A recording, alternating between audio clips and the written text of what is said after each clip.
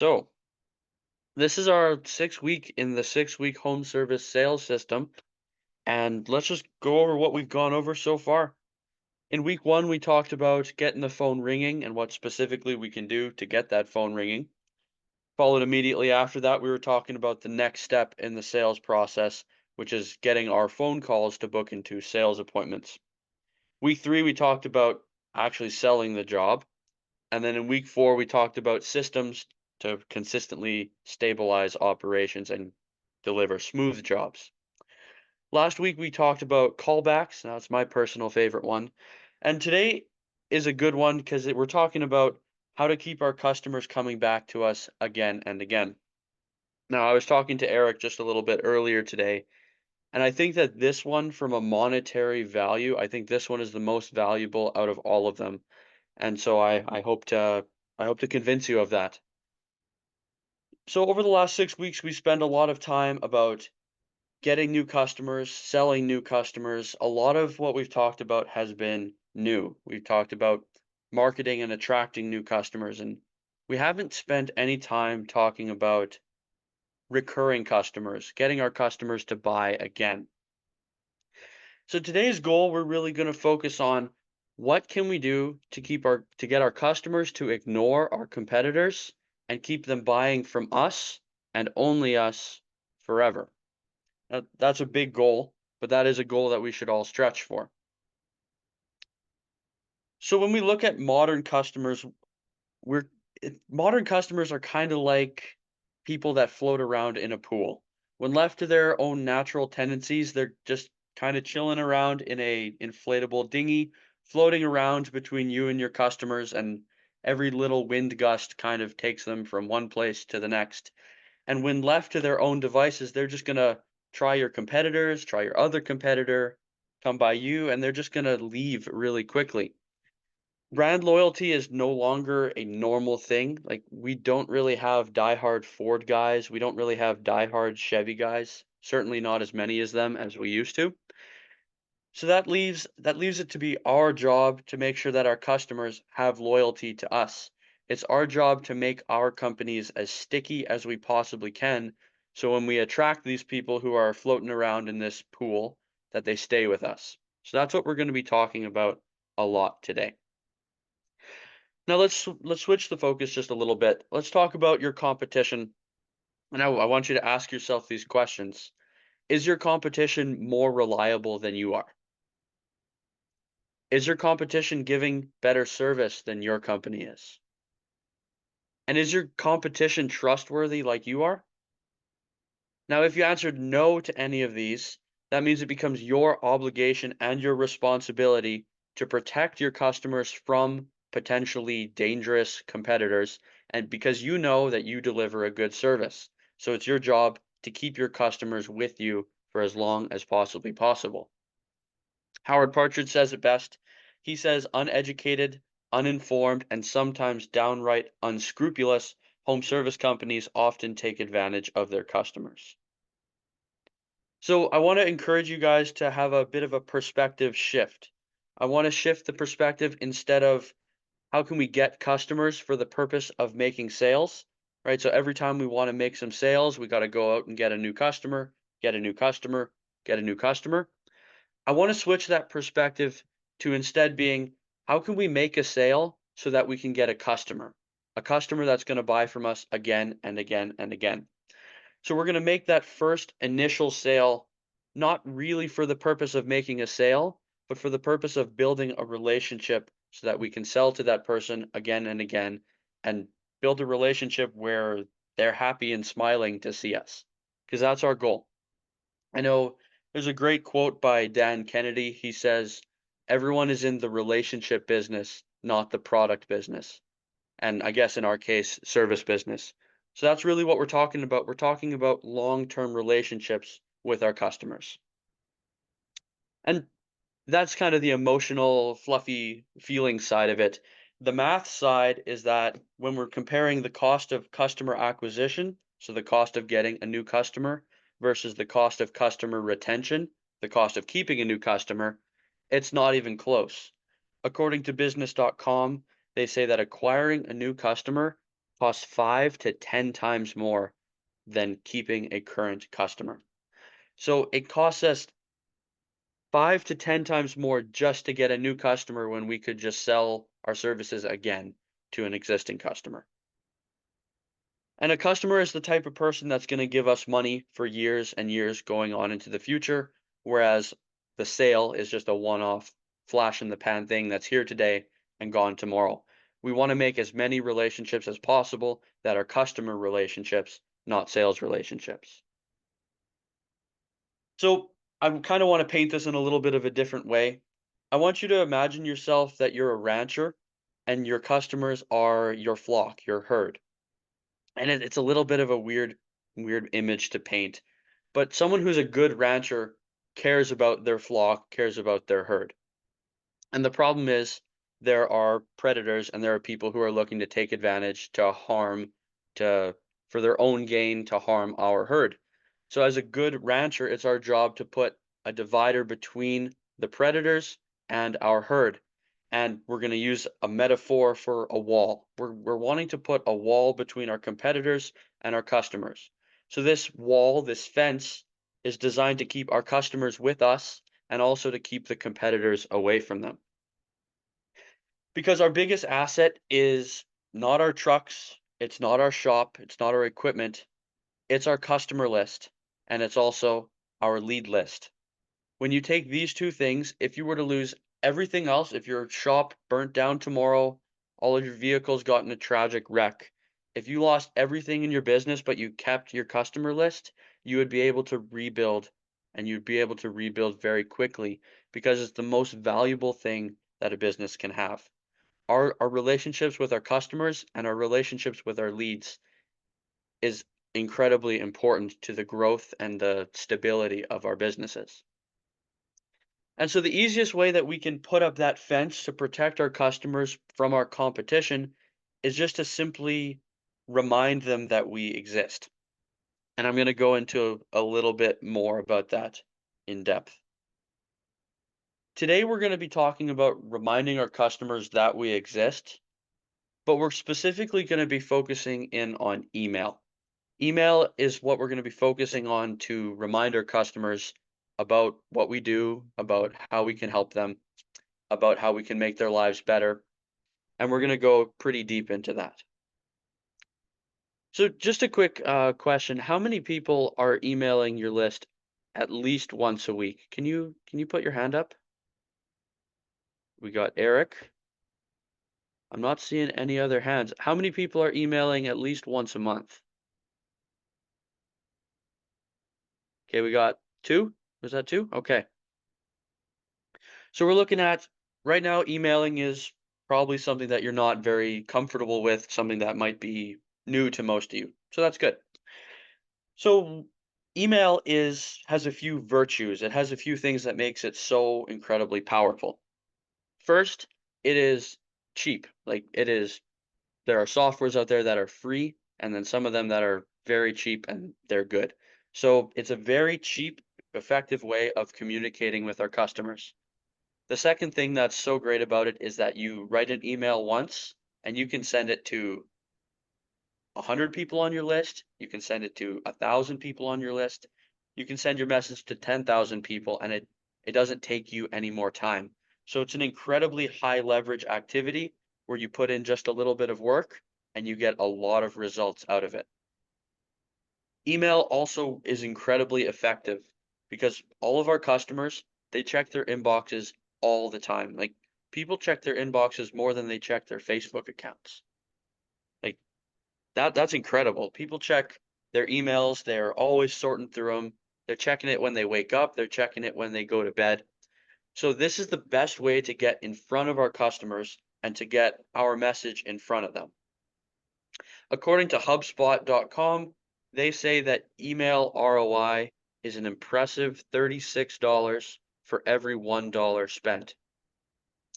So I got to ask, if you had a button that cost $1 to push, and when you pushed it, it spat out $36, how many times would you be pushing that button?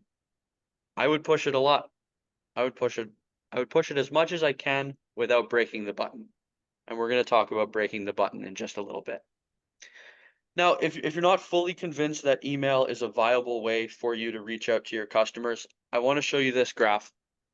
So right here, we're in 2024, and email currently worldwide is at $12.33 billion. If we zoom back just a couple years, we were only at $7.5 billion in 2020, and that was when everyone was locked down and they were on their phone, on their computer all the time. And if we are going to zoom forward to 2027, we're looking at almost $18 billion in email revenue. Now, this isn't specific for home service businesses, but what it tells us, excuse me, what it tells us is that people are getting more and more used to hearing from companies in their inboxes, and they're getting more and more comfortable giving money over email. So this is an incredible thing that this is a trend that we should all take part of because it's only growing. And the third virtue of email, like we've already proved, is that almost nobody does it consistently. So I want you to think about all of your competitors and think about the 3 or 4 or 50 that are in your region. I bet you that maybe 2, maybe 5 of them are emailing their customer list consistently. That means for this little bit of effort that we can put in, we get an incredible edge on them, and it's unbelievable the amount of advantage that we get because we're going to be reaching out to people in a way that they've never been reached out to by their home service company. Now, these are potential results. These are results that I've heard of from people. I know of some home service companies that have 12 to 15 emails that they've written once and they cycle them through every single year, and they don't make thousands. They don't even make tens of thousands. They make hundreds of thousands of dollars from just a handful of emails. And personally, this company that I'm referring to isn't doing it well. There there's a million places that they could improve, and there's a million places that they could get better. But I say this to show you that even if we do it okay, even if we do it mediocrely, the results that we can get are incredible. So I hope that I've sold you on email. I hope you guys are all bought into email. If you're not, we're gonna just dive into it a little bit deeper and we're gonna talk about it some more. So let's break down the anatomy of the email. What I've noticed about the best emails is that they all have 4 key components. They've got the software that sends the email. They've got the subject line, which we're going to talk about. They've got the words of the email, and they have the call to action or the CTA. And we're going to go into that, but first let's start with software. So the software is it's the way that you put all of your customers into one list, and then you write an email and you can send that one email to your entire list in a matter of seconds. Now, if you have used email softwares in the past and you found one that you liked, that's great. I've used a whole bunch of them. I've yet to find one that I thought was horrible. Some are more advanced than others, some are simpler. But if you found one that you like, go ahead and keep using it because most of them are very good. Most of them are investing millions and millions of dollars a year into product. If you're just getting started, however, I would recommend MailChimp. MailChimp is free to get started. Uh, it's super easy to use. It's intuitive. It makes a lot of sense. And yeah, like I said, it's free and it scales with you. And even when you are starting to scale up your email, it still is very affordable. So if you're just getting started and you're looking for a software, you definitely can't go wrong with MailChimp. That's the first part of the anatomy of an email, the software. That's the part that matters the least. So once we get that out of the way and we just pick a software to use, we really want to focus on these next 3 parts. So the next part we're going to talk about is the subject line. And the subject line is the part that people see before they open up your email. The subject line is the thing that makes people decide, is this for me? Do I want to read this? Is this worth my time? So our subject line has one purpose and one purpose only, and that is to get our customers' attention and get them to read the rest of your email. The subject line's purpose is to get your customer to click on that email so that they spend a few minutes reading our message that we're going to craft in just a little bit. And there are two main types of subject lines. There are sales subject lines and there are education subject lines. So a sales subject line is anything that is directly asking for a sale or asking for them to book a call. A very common example is book your HVAC inspection now. June is almost full. Or it's springtime, time to book your window cleaning. And these sales subject lines, they can be very effective, but it's kind you should use them like seasoning. So you should use them lightly, use them sparingly because there are many dangers that can come with using sales subject lines, and we're going to go into that in a little bit. The second type is education subject lines. So these are subject lines that are meant to inform our customers, are meant to take a bit of a mental load off of our customers. So these are ones that teach something like 3 ways to accomplish a goal. Here's how to make your roof last longer, right? If these subject lines are relevant to you. So you're going to put the end of your subject line is going to be relevant to something that you sell. My personal favorite is check these 3 things before winter hits. I live in Manitoba, winter hits hard, and so that's one of my personal favorite emails to send out. There is the third category, which Eric and Larry recently sent out, and it's an entertainment subject line. They said, "We flooded our house," and I thought this one was very interesting, so I wanted to put it there. In general, for home service companies, though, we just want to be talking about sales subject lines and education subject lines. Those are the main two that we're focusing on. And I want to encourage you to have most of your emails be educational and most of them be helpful. We don't want to we don't want to be pestering our list with buy my stuff, buy my stuff, buy my stuff, buy my stuff. Like I said, it's a sales subject line is like seasoning. We want to use it sparingly because they work very well, but we want to use it sparingly. So I would say for every 5 educational slash helpful emails you send, you can send one sales related email. And I want to be very clear, the educational ones sell very well too. So even if you did nothing but education and helpful emails, you would do very well. So here are some common mistakes that I see when people are writing their subject lines. The first one is that it's unrelated to the rest of the email. So the message that they send out might be the greatest message in the world, but if the subject line isn't somehow related to it, people are going to feel disconnected from it and they're going to be upset. Like, for example, if you wrote a subject line, here's how a Manitoba man won $10 million, you'd probably get some clicks. But when they find out that it's not even related to that at all, they're going to be very upset and they're not going to take the action that we want them to take. The next subject line mistake, this one is a kiss of death. It's the looking commercial. If our subject lines look like everyone else that's trying to sell something, they're not even going to open our email and they're going to send us straight into the spam box and we're never going to get out of it.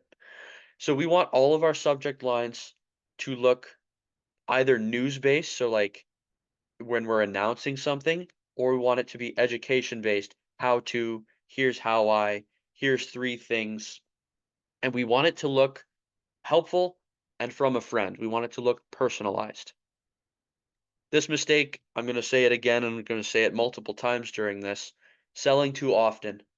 If you are constantly sending buy my stuff, buy my stuff, buy my stuff emails, what you're going to notice is your first time you send it, you're going to have this many sales. And the second time you send it, you're going to have this many sales. And then the next time, it's slowly going to peter off until eventually your list has all put you in the spam box and they're just saying, I don't want to hear from you.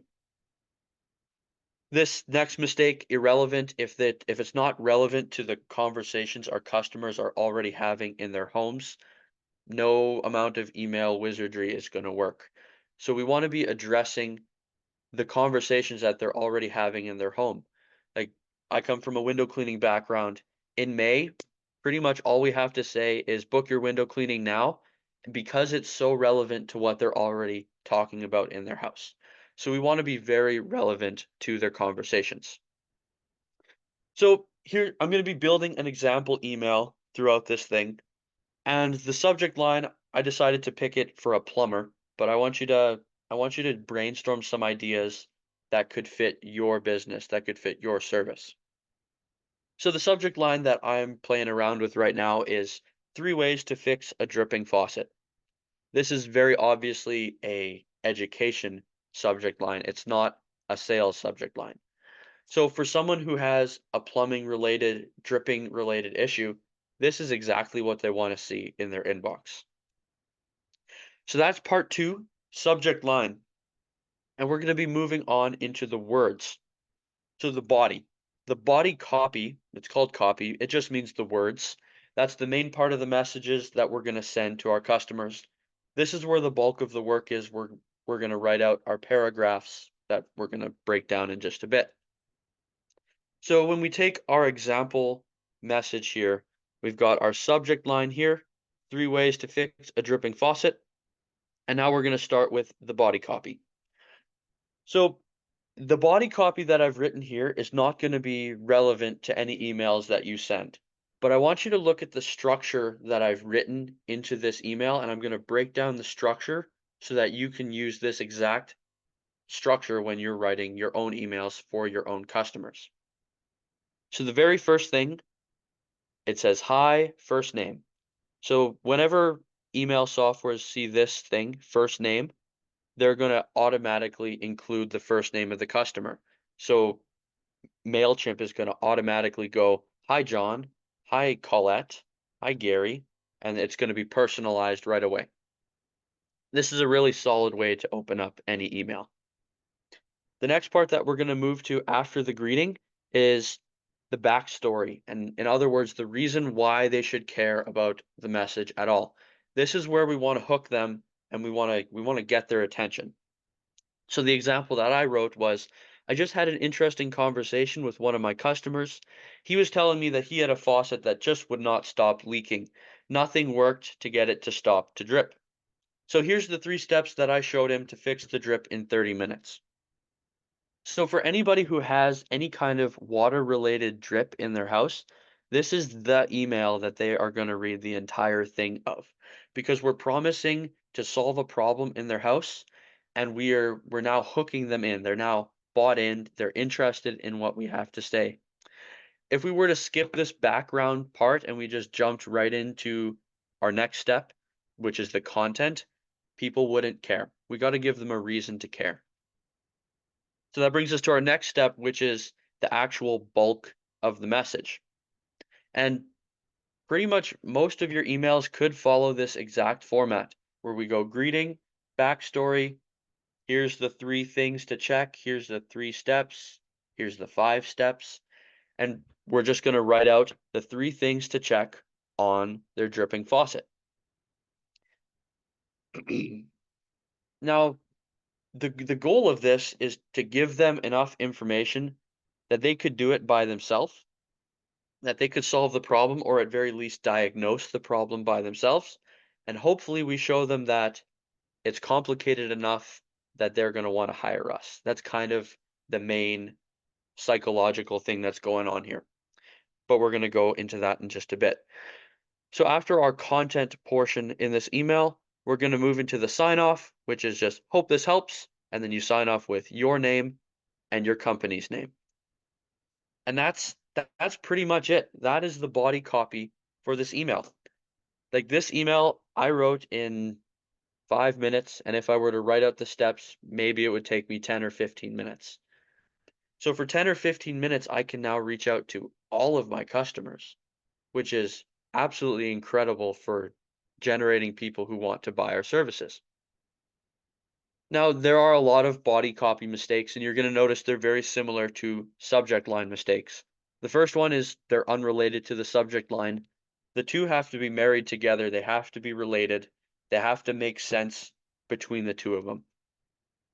The next body copy mistake that is super common is bragging, where businesses are going to say, Here's how wonderful we are. Here's all our awards and accolades. And here's how perfect we are and we're flawless people. Nobody buys that. Again, selling too often. You'll notice that entire email I just wrote out did not mention anything about selling. Like, I haven't sold anything, I haven't pitched anything yet. The next big mistake is bashing competition, where if you name anybody or you even name a city or a region with competitors in, that that just makes them look good and makes you look petty. Like, that's just what it does. So we can't be bashing our competition. However, if you do have an issue with the industry that you're in, you notice that there's some businesses with unscrupulous practices, you can point out the whole industry as a whole, right? So instead of calling out specific competitors or specific areas of competitors, we can call out, here's a common problem I see in the pressure washing industry. Here's 3 ways to avoid being taken advantage of by your pest control company. Those are those are ways that you can point out a problem in your industry without seeming petty and you actually come across as the hero. The next mistake that I see is not enough space. So I'm just going to zoom back here. You're going to notice there's a lot of space between each line here. I've left a whole line in between pretty much every line. These are not dense paragraphs. These are, it's a very easy way to consume the information, and I can skip through the parts that I think are important, and I can skim it really fast and get the most of the information. So we want to make it easy to read with enough space. And again, I'm going to stress it again. It's if it looks commercial, you're doing something wrong. So if it looks pretty, if it looks like a graphic designer got in there and all of that and they made it look pretty and professional with quotes, it's wrong.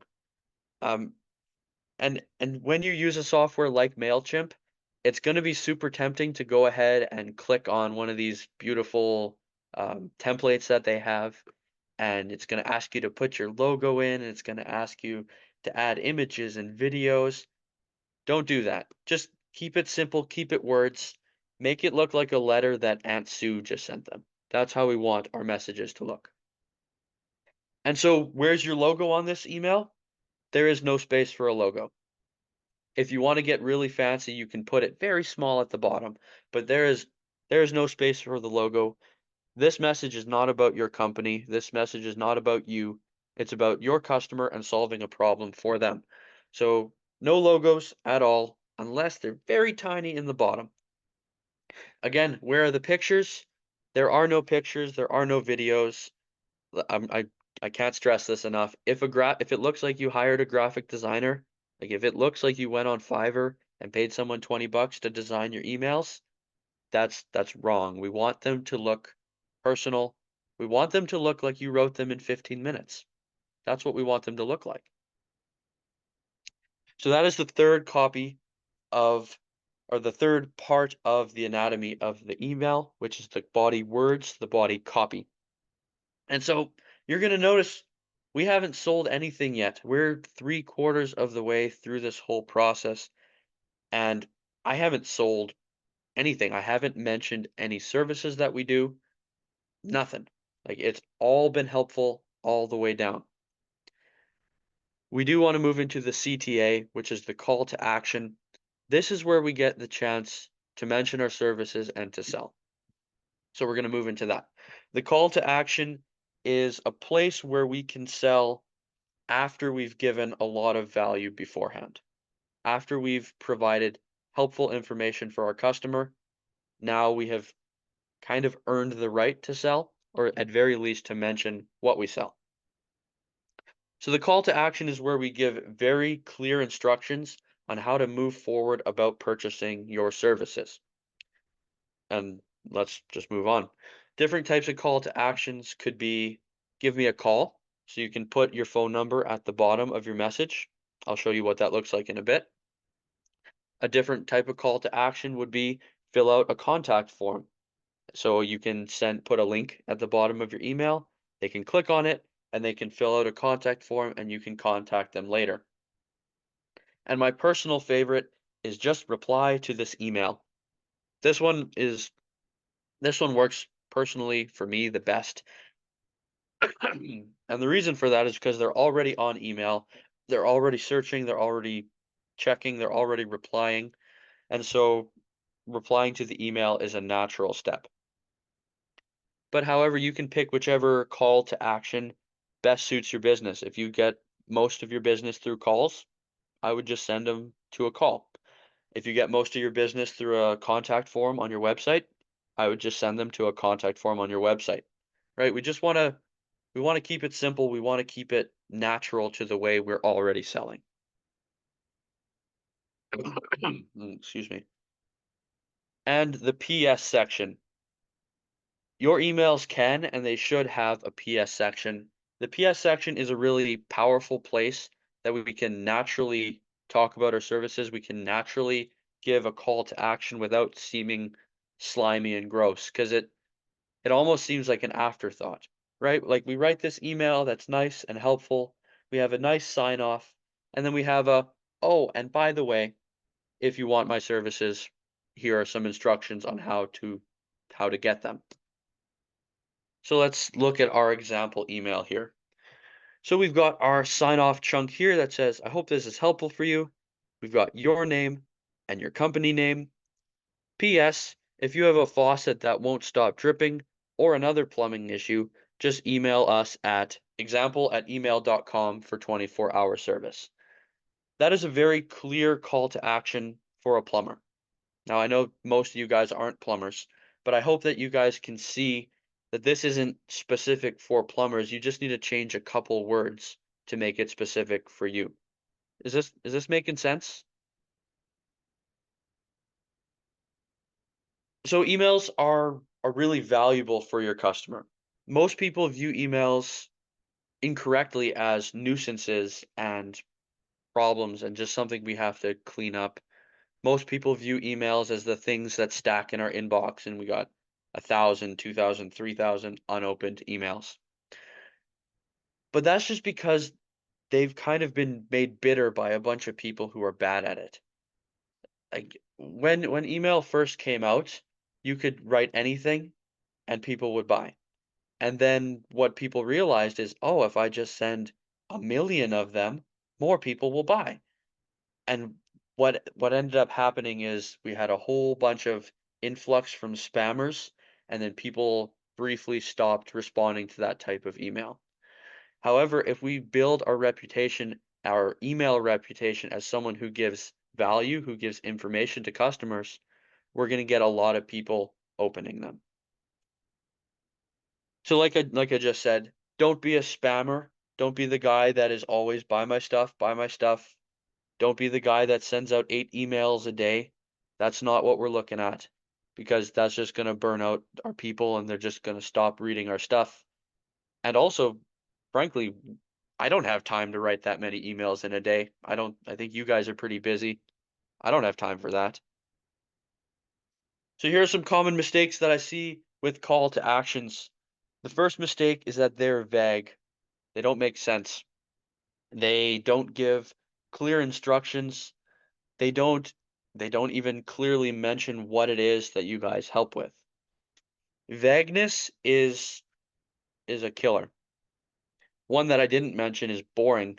Boredom is a killer. If your emails are boring and dry, there's there's nothing worse than boring. I'd rather be angry than bored. Like that's why people watch the news, right? A call to action mistake number 2 is that it's too frequent. It's too often, which is why I really love that PS because it kind of seems like an afterthought and how we write this whole email full of value. And then we've got this little PS in case you want our services, go here. So that's why it works so well. The next one is there is no reason to respond. Like a super common one is just putting a phone number there with no information whatsoever.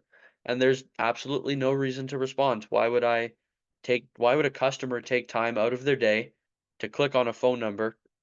They don't even know where it goes. We've got to give them a reason to respond and a reason to respond now. So that is really the 4 main parts of home service emails.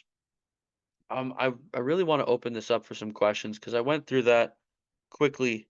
Do you guys have any questions relating to how this could apply to your businesses? I do, Connor. I have several. Yeah. So, what do you think is the proper frequency? Because I know a lot of people are worried, like, oh, hey, if I send too many emails, they're going to unsubscribe and they won't like me anymore. And they're, so I mean, I have my own thought because, and I would like to have a moment to mention it because Larry and I were super consistent about emailing for the entire time in our home service company. But what do you think is the right amount of emails per month, let's say, or Yeah. week, whatever? So it's kind of on it's kind of on a spectrum, or it's kind of on a line, right? So on this side, we send no emails, and on this side, we send multiple emails a day, right? So on the multiple emails a day side, we're gonna make a lot of money right up front. We're gonna have a big cash injection, and then slowly it's gonna peter off and die. So that's too far on one extreme. Whereas if we go to the far other extreme where we're sending one email a month, one email every other week, even less, like if we're sending less than that, we become irrelevant. People don't remember that we exist, and and it peters off in that way as well. So we want to find the nice medium spot where people remember that we exist, but they're also not sick of hearing from us. So for a lot of people, a lot of businesses, they can get away with daily emails. For home service, I think once a week is right in that sweet spot. Yeah. Yeah. For everybody listening, Larry and I got on the email bandwagon very early on at our cleaning and restoration business. And when we sold, we had 16,000 email list. And I mean, every chamber we went, every single card, every person we met, every client, we made sure to get an email, right? Because part of the equation is, yes, we've talked about creating the emails and what they should look like, but it's also incumbent upon us in our business to make sure that we're collecting emails. I mean, if we're not collecting emails, we're not building a list that can then feed us money. So I think that's the other side of this coin is you have to have a way for everybody in your company who's interacting with clients and other people to make sure that they're collecting emails. And then we sent an email out same time every week, literally till they buy or till they die.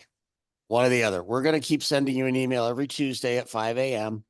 And like Connor said, I mean, we kind of did a 4-to-1. We figured that we did roughly 4 emails a month. Three of those were going to be, education and human interest, and one will have a sales component. And, like for some examples, I mean, it might be my wife's pumpkin pie recipe around Thanksgiving. It might be a little bio. This would be once when we would use a picture, like a picture of a technician, maybe with his or her family, and a little bio. Hey, this is Connor. He is ice fishing. That's what he does in his free time. Right? Because all of a sudden, what are we trying to do? We're trying to make that client feel closer to us so that they want to continue to use us. I think that's crucial, right? You know, Connor had mentioned that you almost don't even have to have a sales pitch. I mean, I'm not saying we don't, but we tried to build so much value and make it so personal to the people that we were sending it to. Because look, all of us in home services are on some level are local businesses. So we want to be part of the local community. And we almost never really even had to do a picture of any sort because they would get the email, see it, and just be reminded that we exist because they're already our customer. And then they'd be like, yeah, I need to call those guys so that I can get some work done. So I also, Connor, I'm a big proponent of the once a week. I think it really works. Yeah. And also, you mentioned you had 16,000. We Um, did. you definitely don't need numbers like that to get serious results. Because No, it could be I know of people 1,600, you know. I know of people with a list of I think it's 1,100 last I checked, and they're making multiple thousands of dollars for every email they send. Every time they spend 15 minutes, they send it out, they get 5 requests, 4 of them close, like, it I would spend 15 minutes to get paid 2 grand. Like, Yeah, I remember, Connor, I went to a client's house, called us for a bid, and she had a printout of the email that we had sent that week on the kitchen island. And I mentioned it. I said, "Oh, there's the email. Did you print it out because you liked what it said or whatever?" She said, "No, no, no. I know that you send me an email every week. And all it does is it serves as a reminder to me to print it out so I have the phone number so then I call you." Right? Like, so everybody's going to receive these emails and use them in a different way. That's, our job is just to, more than anything, be consistent, send them. alright, so I'm gonna move on with our slide deck because I wanna make sure we get all of this in. Right, so each step that we've talked about today is very, very important. So the subject line is directly related to how many people are gonna see our email. They're gonna be directly related to how many people click on it. The body words, the thing that we have in our email, if that's boring or irrelevant or too salesy, no one's going to see our call to action at the bottom, right? So the body copy words are incredibly important to how many people actually see the call to action. And then finally, the call to action is directly related to how many people contact you and therefore how much money we make from email. So that's why I've broken it down really into these major components because each part affects the next part and affects the next part going down. And also, an unpolished email that is sent is always going to beat a polished email that is not sent. So send an okay email. Send an email that you spend 15, 20, 30 minutes on. That's okay. You're likely to get results from it. And so I want to issue guys a challenge, and then when I've issued this challenge, I'm gonna ask for hands up and see how many of you are gonna take me up on this challenge. So I challenge you guys to send 1 email a week for 3 months. 1 email a week for 3 months. That is only 12 emails. You could probably write those in an afternoon for sure in one day. So I can pretty well guarantee that if you send 12 emails, you're going to start seeing results from your customer list. Even if it's only 100 people, even if it's 50 people, you're very likely to start seeing results from it. So I'm going to ask, who here is going to take me up on this challenge? We got Denver. I'm going to say us because you're going to do it. Yeah. So far I've got Denver. Who else? Put your mic on. I want to get All a right. verbal confirmation. Michelle's going to do it. Michelle, we're going Why to not? hold. We'll give it a try. Wonderful. We'll do it. Look, Michelle, I mean, I just know from talking to Stephen in the past, like, you guys have been around so long. If you are consistently emailing, you have a nice customer list. I'm assuming it will work. It will We'll work. try it. Yep. How about you, Holland? Can I put you down for the challenge?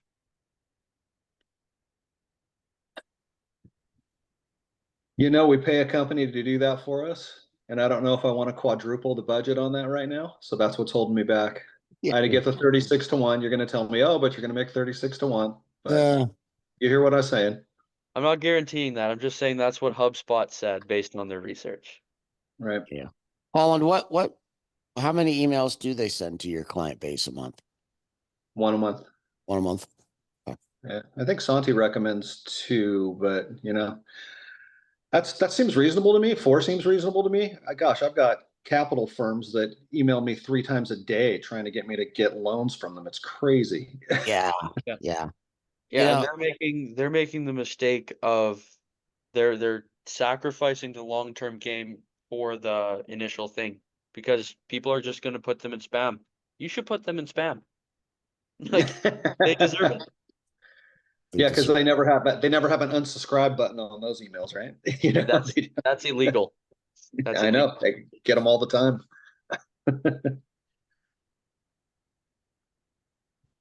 Alex, what about you? Are you emailing your client base? No, I don't. I I think that would be a really good move if you could. Yeah, I Even have to come up with the 12 emails first somehow. Al, start with one. You know. Okay. And but yeah, I think it could be helpful to everybody here. Yep. You know, I will say this. Larry and I built our cleaning and restoration business basically on referral partners. So knocking on doors for getting referral partners who can use us time and again. Chambers of commerce and local business groups, weekly email, and Facebook. I mean, if you really look at our business, we grew it with those four things. And, you know, are we the absolute genius marketers? No, but you know what? We were more consistent than most others. And I think that was the key to our growth. Yeah, this doesn't have to be rocket science.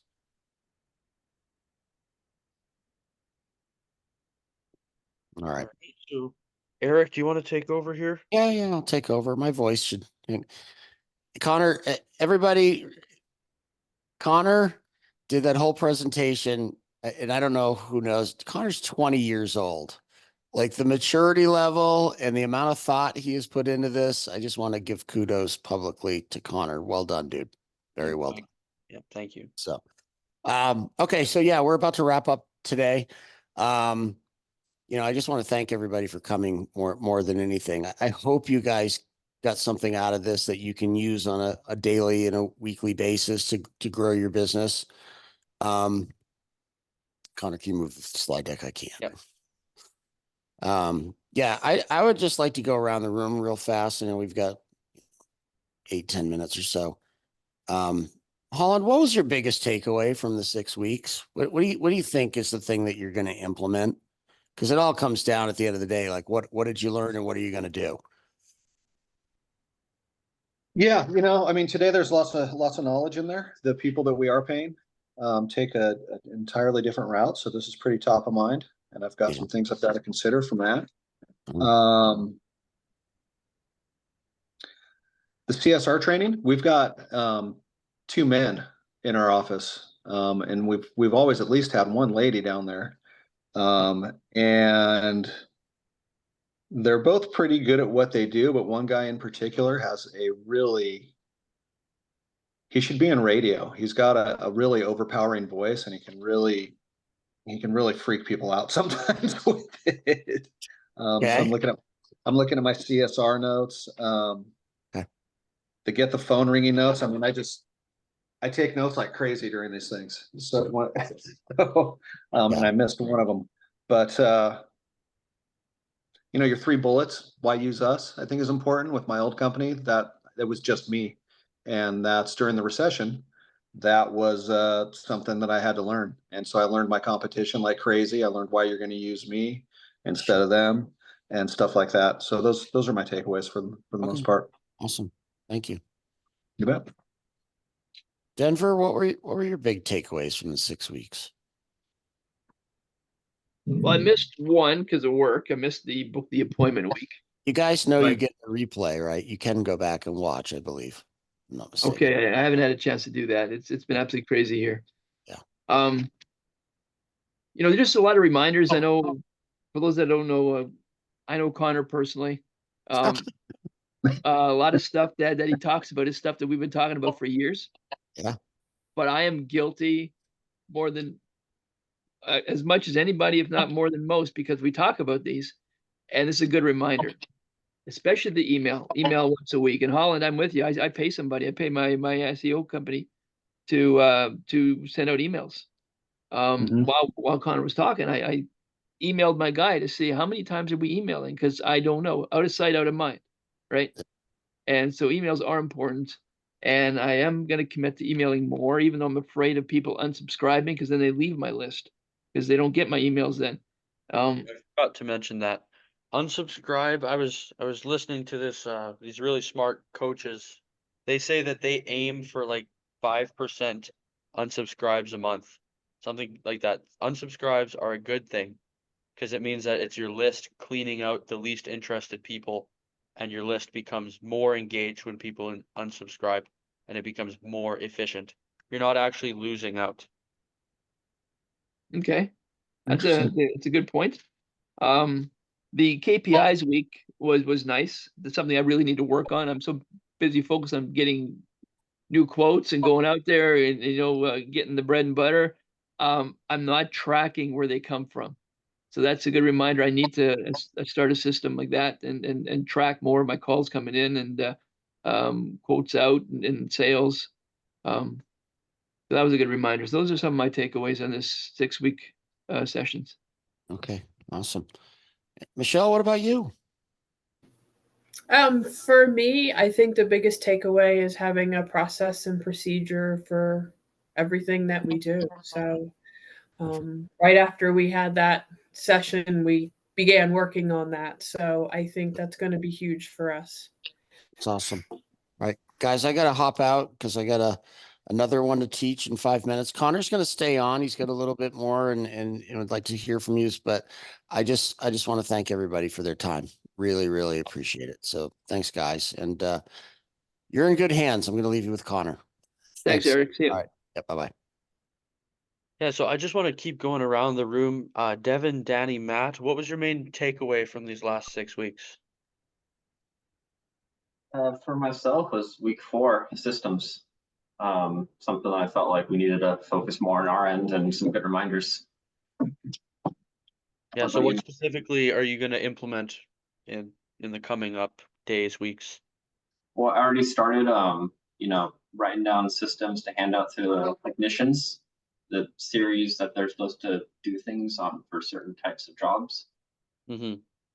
And then just kind of looking at our sales scripts, myself included, when I go out to estimate projects, refining scripts so I can get more estimates successfully scheduled. Yeah, that's great. Yeah, that's awesome. How about you, Alex? What was your main takeaway from the 6 weeks?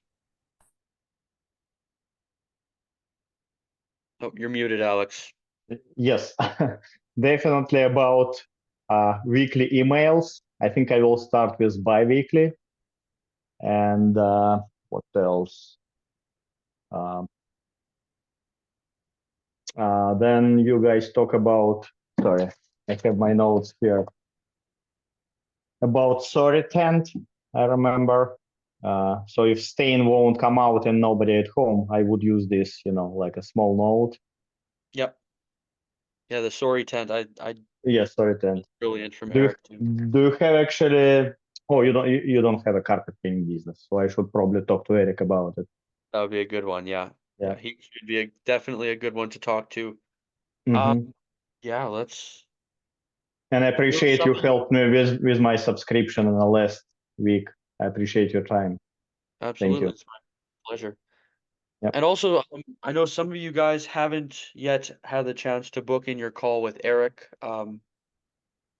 Who here has had the chance? Nobody. All right. Okay, so I'm gonna have to send out a message to you guys about that so you guys can schedule your one-on-one time with Eric. All right. I don't think I've asked Henny yet. Henny, what was your big takeaway from these last 6 weeks? Henny's not with us apparently. All right, that's all good. How about you, Terry? What was your big takeaway from these last 6 weeks? I apologize because I'm not on video right now. My computer is down, so I've just got you on the phone. But I like the systems one also because Jeremy and I have been starting to. Well, we had already been doing systems, but it just gives us more food for thought. But I got into this one a little bit late today, and so I did have a quick little question about email versus text messaging. Do they both work equally, or do you find that one works better than the other?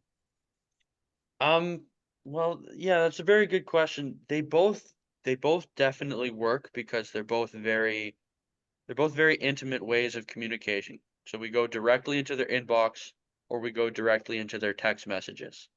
What I've noticed is that text messages, they do work and they work very well, but they're incredibly sensitive. Whereas like you can burn out a text message list very quickly. Like even weekly is too much in my opinion. Whereas email, there's a lot more flexibility. There's a lot more room for error. Um, yeah, so they both definitely work. If you have a plan to start working with text messages, text message can be great. I would want you to be a little bit more cautious than with email. Does that make sense? Yeah, and I know that you haven't got as much space to work with, although you did say to keep it short and sweet, basically. Keep them fairly short. The reason why we were thinking about it was because even myself personally, I don't see my emails a lot of times until evening because I'm so busy during the day, whereas a text message is right there. You can't miss it unless you actually get rid of it. Yeah, And I yeah, know you don't like want I to said, become text a pest. message can work very well, and you can even notice that it is going to outperform email based on how many people you send it to. But it's just something that there's a lot of sensitivity issues with it because it's so personal that you can burn it out quickly. You can send too many too quickly. And also there's compliance laws that I would recommend you look into. I know at the beginning of every automated SMS reminder notification, you have to give them very clear instructions on how to get off of your list. And then once they reply with that instruction, so like reply stop to stop or reply unsubscribe to unsubscribe. Once they reply that word, you have to be extremely quick in removing them from the list. So I would just be very careful with that kind of compliance because there are some pretty heavy consequences for that if you're not prepared for that. Okay. But absolutely, I don't want to discourage you from texting. Like if you're gonna text your list, text them once every other week, and just make sure that it's not a me sell my stuff all the time text. Try to make Yeah, it. keep the same basic information as you would in an email. Yeah, I think that text message would be really good if you guys have a blog or any kind of content piece. You can use text message to send people to that blog. So it's an example would be, let's use the same example with the leaky faucet. You say, "Hey Terry, I just wrote this new blog post of 3 ways to keep your faucets from leaking. Here's a quick little link to go to it." Right, so now we're not slamming them with a whole bunch of text, but we're taking them off of text message into a different environment where they're going to be able to read more of our stuff, and then they're going to have the option to contact us. Okay. Yeah, because I know that we have phone numbers for everybody, but we don't have emails because some people prefer not to give you their email. Oh, I would definitely start collecting emails. What Yeah, I've and noticed and, is and that we do. Yeah. in the billing process, it's very easy to ask for an email. All you have to give them a reason, and the reason is I'm gonna send you your quote. I'm gonna send you a bill. I might send you some updates, like whatever fits your company. You just ask for an email.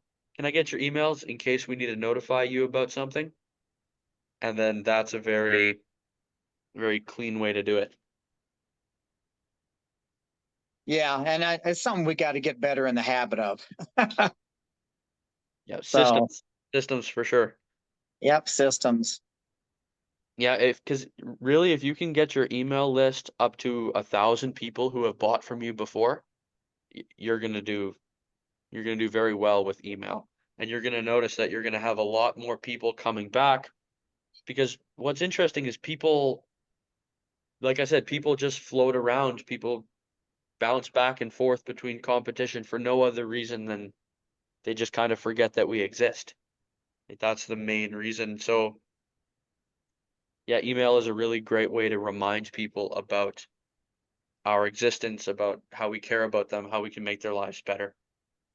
Right. Okay. Yeah, we do use a system through Service Monster that that actually sends them a piece of mail a week after, a month after, 3 months, 6 months, 9 months, and a year. That's great. And then, Like an email and then or a physical mail? a physical mail that's hand addressed, so it's not printed. And then it stops after 18. It's kind of like, we miss you type email, but or letter. But then, I mean, then it's done. Yep. So, but we've gotten a good response from that. People say, "I got your card," and reminded me I need to get something done. Yeah, that sounds like a great system. I'd like to hear a little bit more about that. It's a little bit sad that it's our 6th week. Yeah, it didn't feel like 6 weeks actually. So, Well, that's actually a pretty good segue. I don't want to keep you guys too long here, but we've been talking about Eric's book a lot. He wrote a new book, The Road to 7 Figures. In this book, he walks through the exact skills and lessons that he learned while building a business to that $1 million a year mark, and also past that $1 million a year mark. And so he started a weekly class that's very similar to this one. And in it, he just goes over the skills and strategies that he was learning while scaling past that $1 million mark. And then eventually he was able to sell it for over 8 figures. So like I said, I don't want to make this I don't want to pitch very hard, but if you guys want some more information on that, just put interested in the comments, and then I'm going to have Larry reach out to you about that with some more information. Oh yeah, and you guys are pretty much the first people to hear about it because we haven't even released it to our email list yet. well, I don't know where the comments are on my phone here, but I would be interested. Okay. Terry is interested.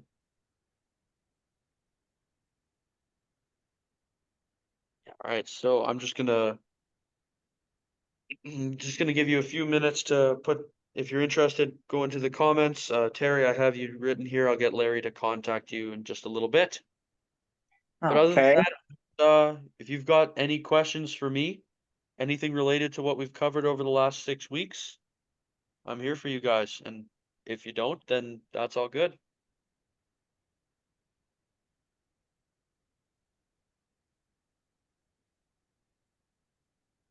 Okay, very good. All right, so then I really do wish you guys all the best. Yeah, I hope you guys have a great rest of your season. It's warming up here. I'm sure it's warm where you guys are, so go out and take names and kick some rear end. All right, have a good night, guys. Thank you. Appreciate it. That's my pleasure. Bye, Connor. Thank you.